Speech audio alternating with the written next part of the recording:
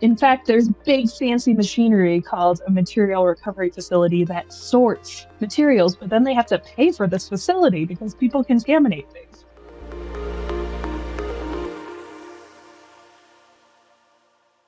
Greetings, Earthlings, and welcome back to your podcast, the show where we look to close the loop on activities that pull resources from this beautiful blue-green space flower that we call home. Today, we're talking trash with the co-hosts of the delightful circular economy podcast, Trash Magic. Our relationship with trash is complicated and often distant, and frankly, we tend not to care about it until it builds up. Like when there's a strike of trash collectors, or suddenly you can't recycle the things that you thought you could. And you end up wish cycling stuff, and you know you're probably contaminating the bin, but you really want to do something good for the environment, and you really wish that you could recycle this thing, and so you're just going to throw it in there anyway. I know, we've all been there. This is because we've been taught for generations that trash and recycling, it's our problem as consumers, and it's our city's problem as taxpayers, but not something that is a product designer's problem or a seller of products problem to address. That's why I love the Trash Magic podcast. But before we get to the interview, I'm your host, Lisa Ann Pinkerton. I'm the CEO of the award-winning PR firm Technica Communications and founder of Women in Clean Tech and Sustainability. And I have a question for you. Ask yourself, have you listened to more than 5 of our episodes? If the answer is yes, then ask yourself, have I left Earthlings 2.0 a review yet? Have I dropped them a few stars? If not, please go to your podcast app and rate us. We take feedback as a form of kindness, and we want to hear from you. Also, we want our stars to get up there because, frankly, somebody left us a 1-star review, and I don't know who that person was, but maybe they have a beef with me. I don't know.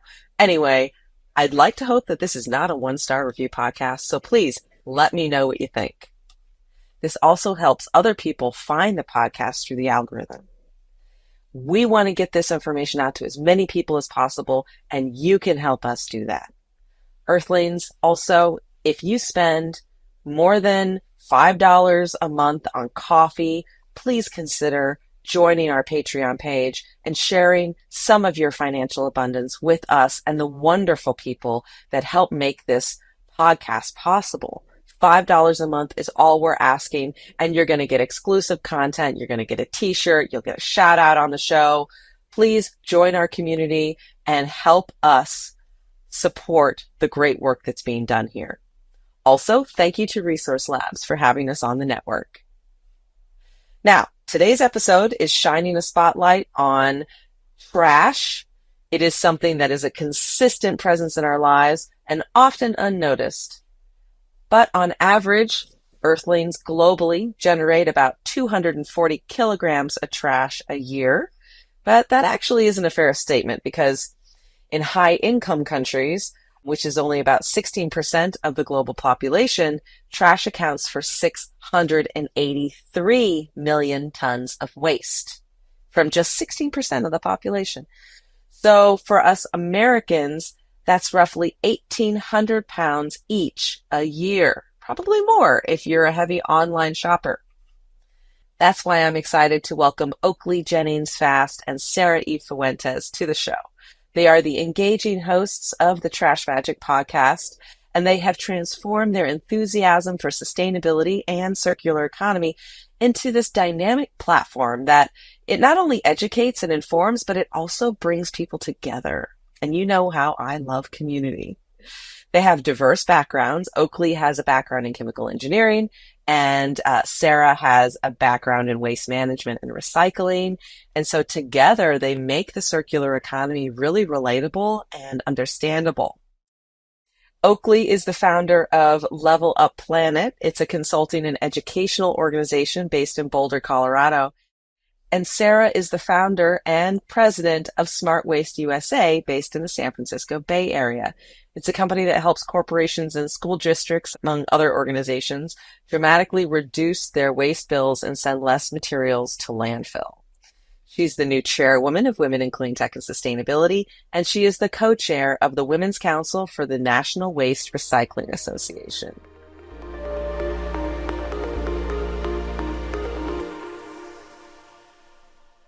Ladies, thank you so much for being on the show because I love listening to your podcast. It's like the view for the circular economy, and I just feel like I'm sitting around a coffee table with my girlfriends talking about how we can make the world a better place, and I appreciate that.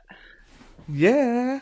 Oh my God. We love that. That's the whole vibe we're trying to give because we don't need more doom and gloom. We need more inspiration and camaraderie. And hope. Yeah. And hope. And laughter. Yes. Start us off on the story of how the podcast came about. I met Oakley in a breakout room at an virtual event online from this organization called Women in Clean Tech and Sustainability. I think you might know it. And Oakley introduced herself, and she said her name, and she said that she loved trash. And I said, I'm Sara Fuentes, and I love trash too. Did we just become best friends? And we locked virtual eyes, and that was that.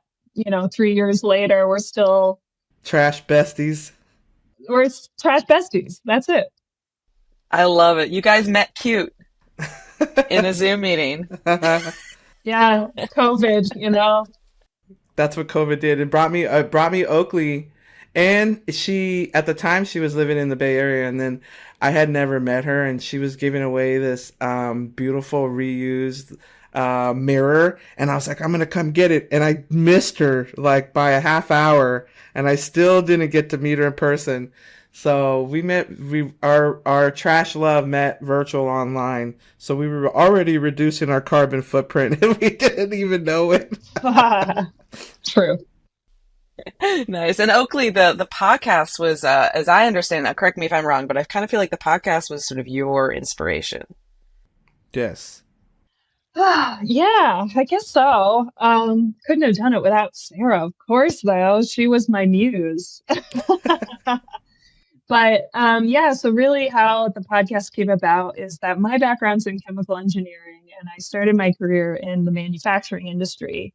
And I learned how things that we use every day are made. It was no longer an illusion to me that everything comes from the planet because I saw the raw materials become stuff. And then I started to see trash as just a resource that we weren't using effectively.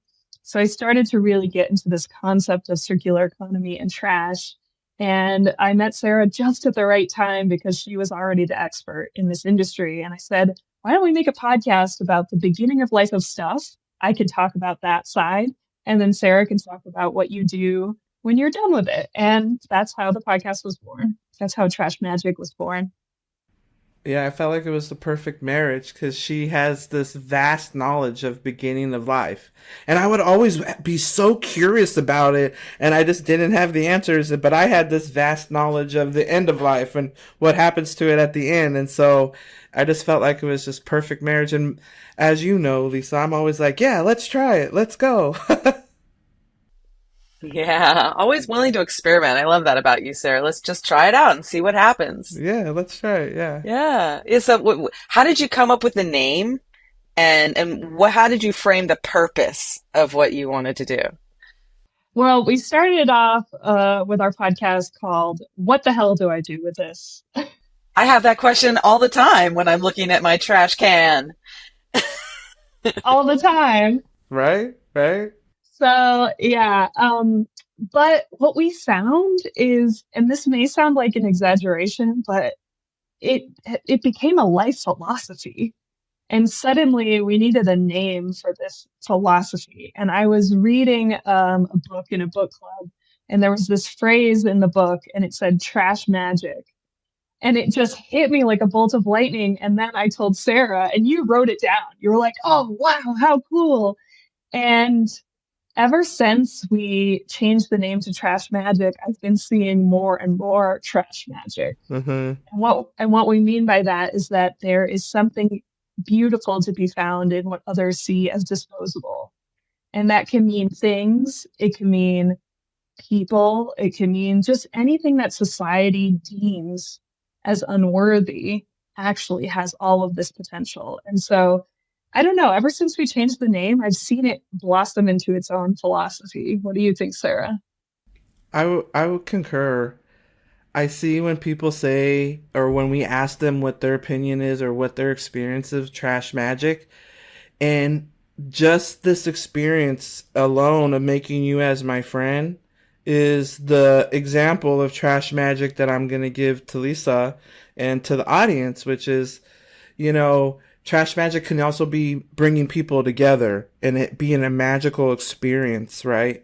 As well, and that's like our industry as well, because we're a people industry and people driven, and so trash magic is just this amazing like culture that we see even out doing our cleanups within our nonprofits that we all volunteer for. Like, it's just this amazing thing, and people love it. People love hearing this phrase.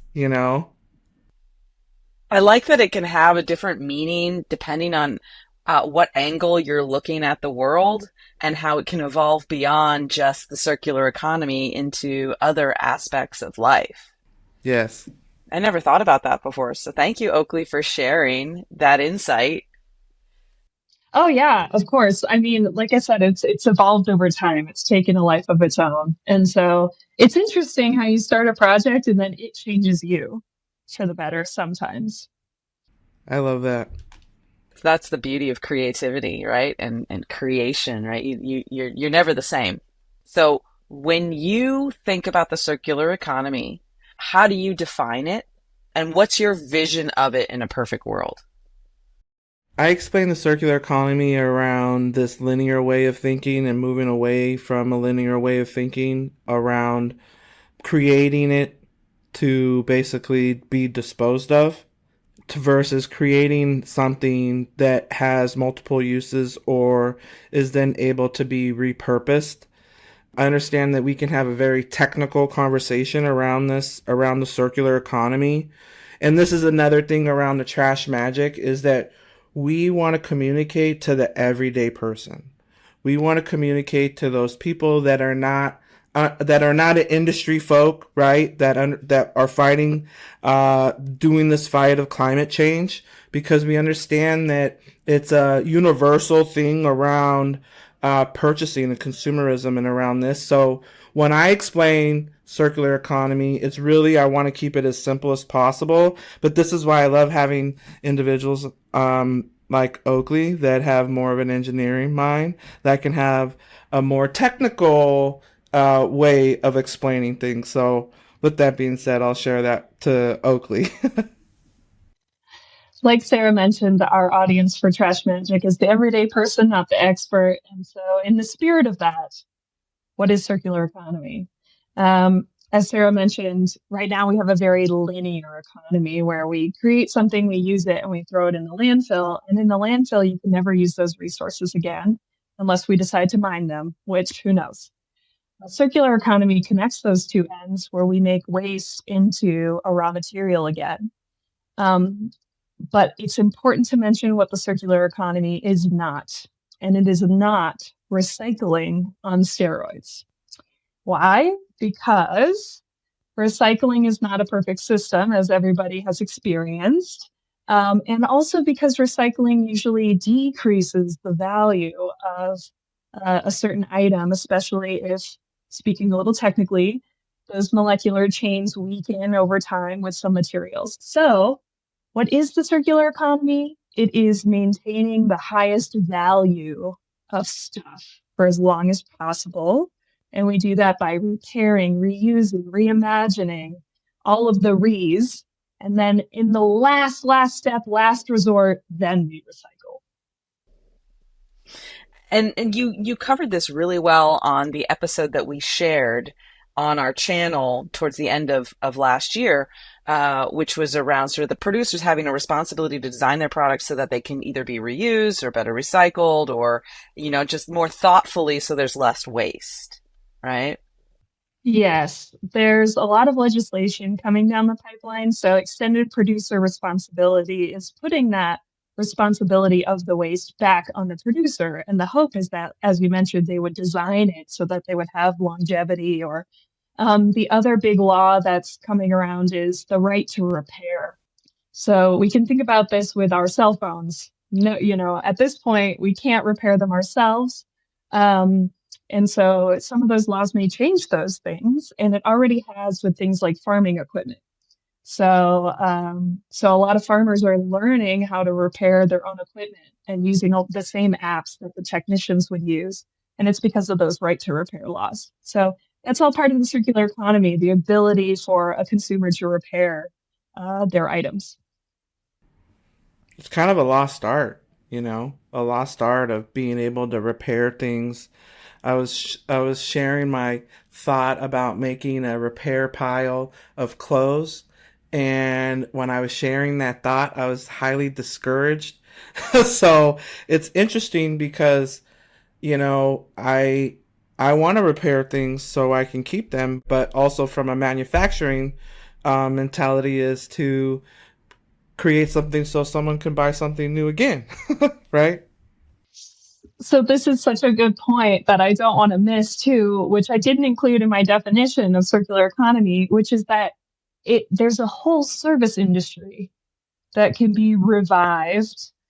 We used to have cobblers for our shoes, and we still have some seamstresses, et cetera. But, I think people worry that the circular economy will decrease some sort of GDP or whatever. But really, there's a whole service industry of repair that's available to be revived. So I find that really exciting. Like you said, it's an art and a skill that people need to learn again, I think.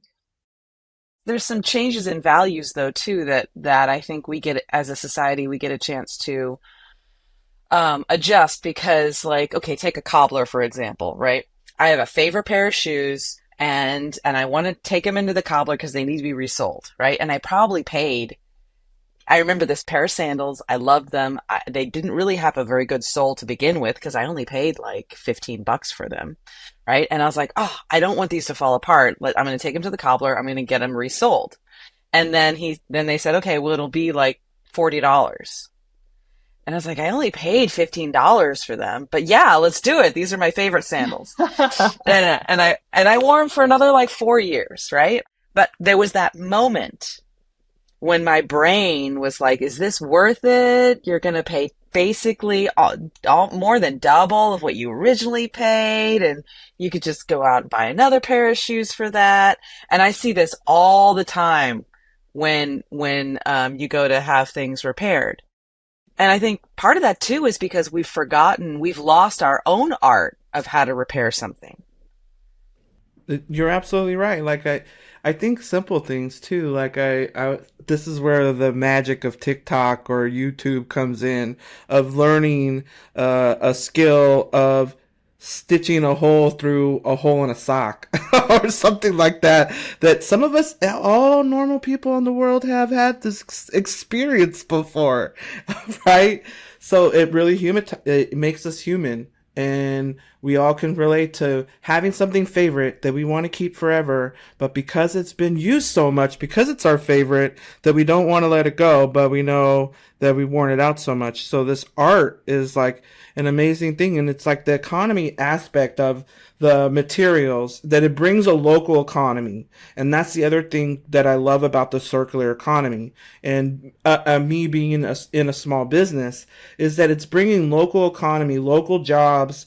And this is another aspect of bringing money back into a community. And this is what the circular economy can do anywhere, if you are able to put the connection together. 100%. Yeah, I totally agree that it is very much about community, and that's how circular economy works. Is that um, ideally you're sharing resources with your neighbor, and and one important aspect of this is yes, repairing things can be so overwhelming, and that's where community comes in. So that's where I have a friend who's a professional seamstress and a mechanic oh my God, like she's amazing, really good person to know. But don't try to do these things alone. Have a clothing repair party and have somebody watch a YouTube video together and be like, okay, none of us know how to do this. Let's do it together. So it is so much about community. Don't try to do it yourself. And you know, there's also, like you said, like certain industries sort of want, you know, they design for you know, a short life for the product, and they want to encourage you to buy new again, right? We see this all the time with phones. Like you crack your screen on your phone and you're like, I can't be without a phone, so I might as well just get myself a new one and then I'll recycle this or do something with it. And it's like, would you rather give hundreds of dollars to a big corporation or $50 to a local person to continue using your existing phone? And that's the thought process that we haven't quite ingrained in ourselves yet. But I think that's kind of what you're getting at here. I definitely agree. And then there's the other aspect of it is those people that are in an economic challenge that can't afford a new phone, that did break their phone, that have now resources because you have access to a circular economy. You can have a $50 repair versus having to buy $1,000 new phone. So it works both ways for people that may struggle economically that need a new door for their home and are able to go to a resale store around the corner from a contractor that had extra material. So it's just an amazing aspect that it brings equality as well. That's the other thing too that I love about the circular economy is that it brings equality to access to things. Oh, yeah. I think that we're in this kind of transition period where repairs are more expensive than buying new. And the key word that comes to me is trade offs. So, whenever we're thinking about an environmental purchase, there's always going to be a trade off. Here's an example. One of my friends asked me what's the most sustainable lotion I can use for my hands. I don't want to use plastic anymore. So I order plastic-free lotion from New Zealand. But the shipping from New Zealand was a far greater CO2 impact than the plastic itself. But for him, packaging mattered most. So we can't tell anybody what's most important to you. Is it that you need to save money because you can't spend the money on a repair? We don't know your life. That is your decision to make. So I think what's really clear is just this idea of trade-offs. So for you, Lisa Ann, keeping this favorite pair of shoes was worth that money. It was priceless almost to keep that pair of shoes. For somebody else, that may not have been their choice. So, we're imagining a better world. And at this point, we kind of have to decide on what's important to us. And we're reimagining our world related to trash and waste and recycling as well. And I know you ladies, especially Sara, is an expert on waste and recycling. And so I got to ask you this question. What are the misconceptions around recycling that most annoy you? Oh my gosh, there's a whole list. Let me just start with this, like the top two, which is that, oh, if it's plastic, like any type of plastic, that it could be recycled. So that's definitely like a frustration from the flimsies to the hard rigids because we all know that flimsy plastic, like, Ziploc bags, and then we all have experience like our rigid plastics that we've used for like our liquid soap or our shampoo, like Oakley already mentioned, that these all can be recycled and depending on where you live, can determine on if that's the truth or not. So that's very frustrating because then it has to do with where you are, where do you live, and that city's program. So there's this misconception that if it has these chasing arrows on it, well, I looked on the label and it said it was recycling, and so I put it in the blue bin. So that's frustrating. The other, I would say, thing that's frustrating is this when we are implementing programs, the resistance to change. Just I understand that people have this human nature of not wanting to maybe separate their trash, and we in California, it's really big around food waste, and putting plastic in the food waste or the compost is probably one of the other things that I see because That affects soil. The soil then affects our food, and then we're eating microplastics. And I don't want to derail the conversation, but there's a reason why that those types of things frustrate me, because then I think about people that are eating microplastics because somebody contaminated the compost bin. So the concept of recycling to me is such a conundrum because it is the only example of circular economy that people think of. But as I mentioned before, it is the worst example of circular economy. So it's a conundrum to me because so many people hate it, are confused by it, think it doesn't work.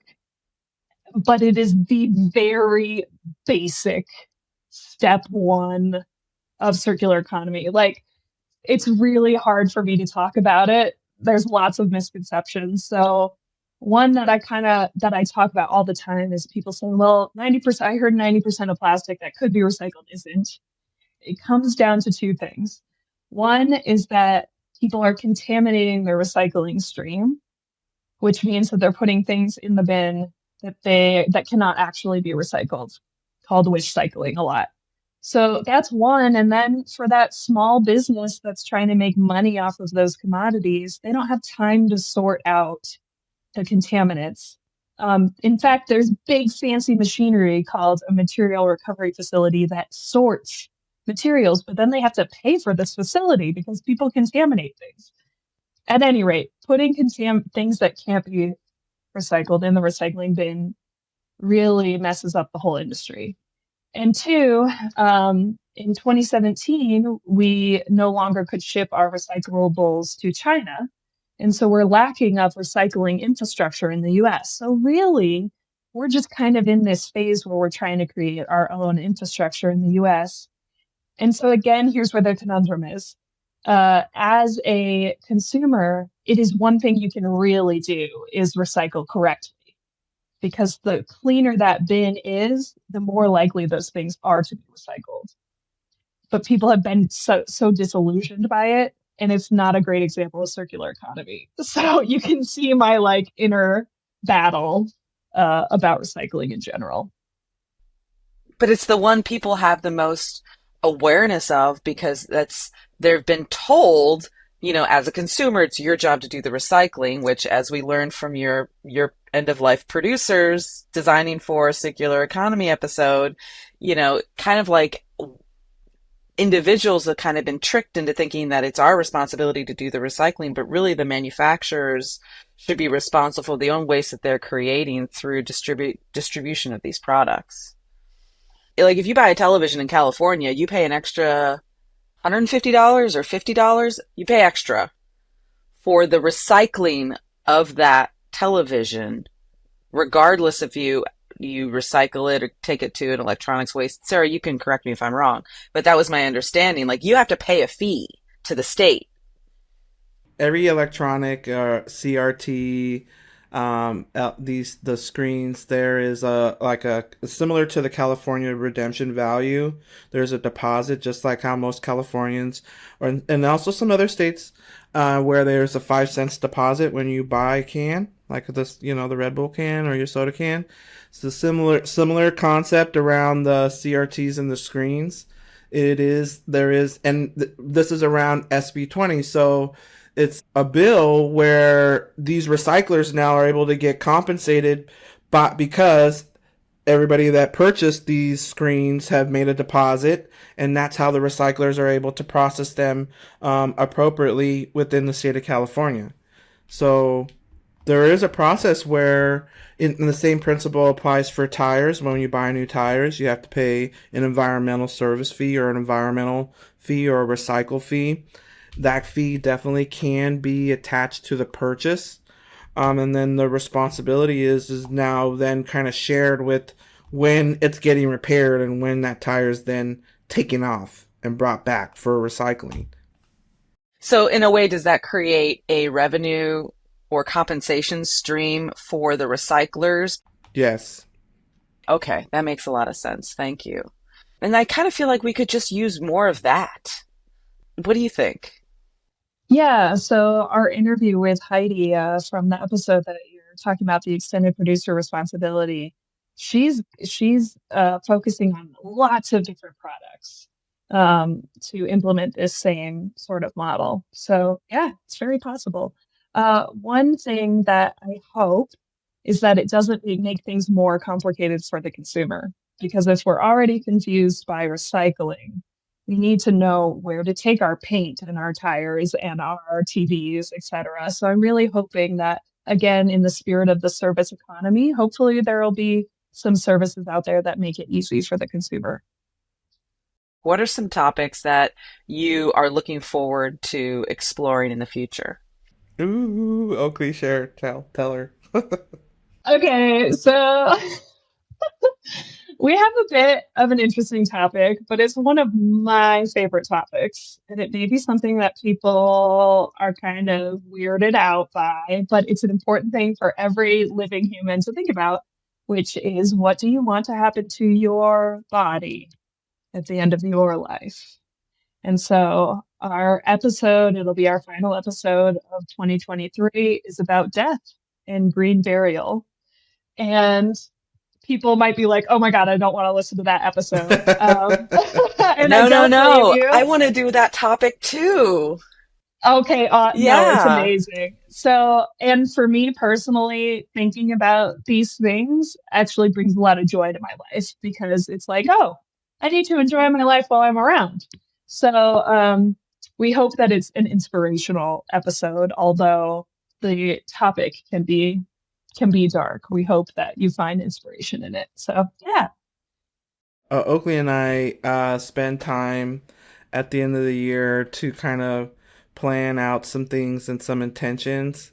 And so we had kind of discussed this the other day around planning some intentions around for, trash magic. And one of our intentions last year, or this year actually, 2023, was to do cleanups. And we were inspired by one of our fellow visitors on our podcast, your favorite trash man, Terrell, around cleaning up. And so this year I feel like that, we did that. We accomplished that. We fulfilled that where, because of our wanting to mobilize and get out and get action and cleaning up and doing things around trash and bringing people together so they can experience trash magic.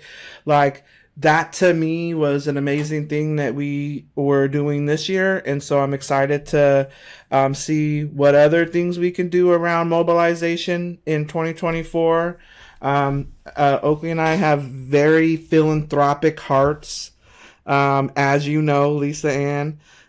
So your girls have some big goals. So we're just gonna keep seeing how we can be philanthropic in that way. So we're gonna see what mad trash magic brings to us. Big, big goals. Why am I not surprised that you two ladies have big goals? That's inspiring. So it sounds like you want to take the podcast to the streets, if you will, and get more personal with your community and encouraging people to be more active. Yes, we definitely want to do some more organized cleanups. And we also want to answer more of people's trash questions because back to the spirit of what the hell do I do with this? We also want to keep answering those questions. So, yeah, we're going to make it more accessible for people to ask us questions. And the two of you have such great expertise in this space because the circular economy, because you have work and backgrounds in this space. And I feel like I would be remiss if I didn't ask about those elements of your background as well. So, Sara, do you want to kick us off on the work that you do with Smart Waste and how that fits in with the podcast? Oh, sure. So Smart Waste stands for Save Money and Reduce Trash. And we have three core values, which is transparency, circularity, and people. And so definitely when we talk about the circular economy, it's in alignment with smart waste values, and sharing these stories, even around like the commercial sector, because smart waste, we serve the commercial sector. We do not serve an individual, meaning that we don't collect, individuals' trash. We collect actual, districts' trash or commercial businesses' material and help them implement zero waste programs and facilitate those programs within their districts to whatever municipality they're in. And Oakley, what are some projects that you're working on that relate to the podcast? Yeah, so as you know, Trash Magic is educating the individual on their waste and the waste stream. And I am going to continue that with some online courses. So I'm going to do a deep dive on various topics like fashion and electronics, etc.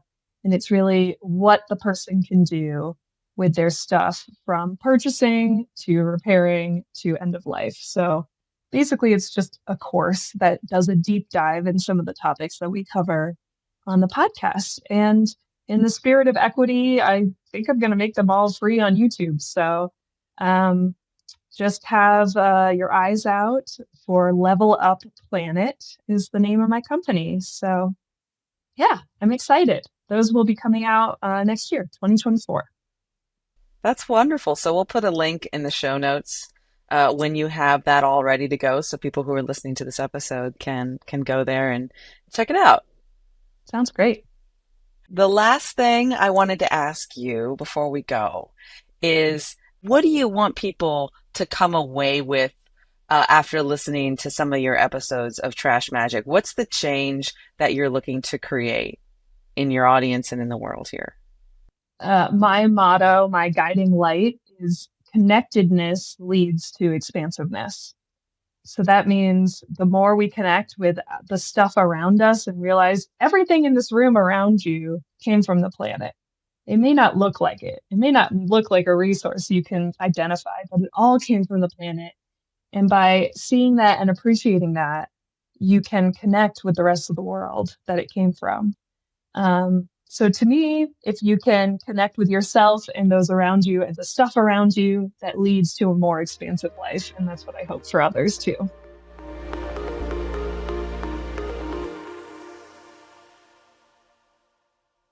Earthlings, now you can see why I'm so jazzed about the ladies of Trash Magic. Aren't they just delightful? I love them so much.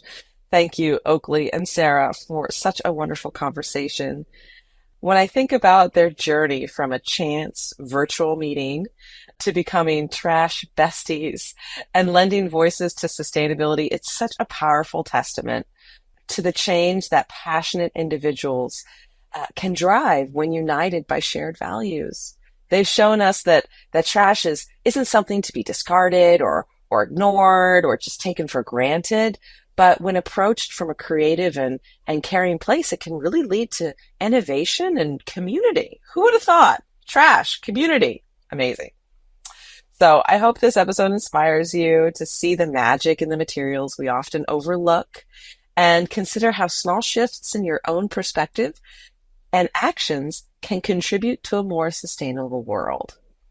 Also, speaking of small shifts, our faith in humanity is restored this week by Nick Robinson and his sons, Harry, age 8, Archie, age 6. They are the founders of the brand Good Citizen. Inspired by a dinner conversation on plastic pollution, they launched a sustainable sunglasses line in Australia and crafted these sunglasses from recycled plastic bottles.